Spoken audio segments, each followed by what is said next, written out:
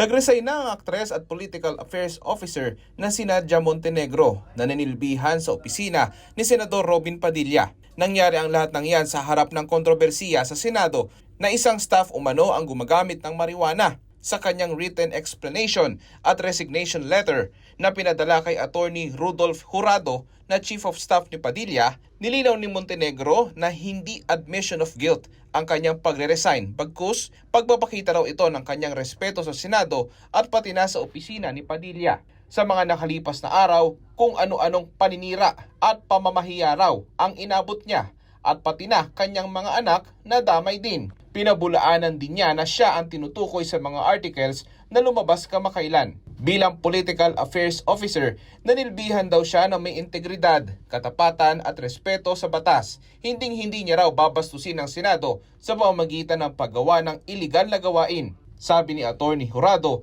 ngayong resigned na si Montenegro, tigil na rin daw ang kanilang investigasyon. Pero handa raw sila makipagtulungan kung magkakaroon pa ng malalimang investigasyon sa insidente. Dahil sa mga aligasyon ng marijuana sa Senado, nanguna na si Senador Juan Miguel Zubiri kanina na magpa-drug test, pati na kanyang mga staff, at may mensahe siya sa mga kapwa senador. Ini-encourage ko po ang lahat ng mga senador at kanilang mga opisina na magpa-drug test na. Para sa ganun ay talagang mawawala ng duda na mga nagdudurog dito sa ating Senado. Pag wala naman kayong tinatago, bakit matatakot po kayo mag-drug test? Nakakausap na raw niya ang mga nasa minorya at may ilang senador daw na handa magpa-drug test din. Pero paano kung mag-positive ang kanyang mga empleyado? We have to suspend them for the meantime and rehabilitate. Pagkatapos po ng rudimentary period for rehabilitation at positive pa rin po sila, then we have no choice but to dismiss the employee, our employee. Coterminous naman po yan sa akin dahil mahirap eh. Bukas naman, si Senador Raffy Tulfo sasabak na rin sa drug testing, pati na kanyang mga staff. Pero mas matindi ang parusa ni Tulfo sa mga staff na magpopositibo sa drug test. Sibak. No ifs, no buts, no exception. O ngayon, pag nagparehab siya on her or his own, and then magaling na siya, di pwede kong tanggapin ulit.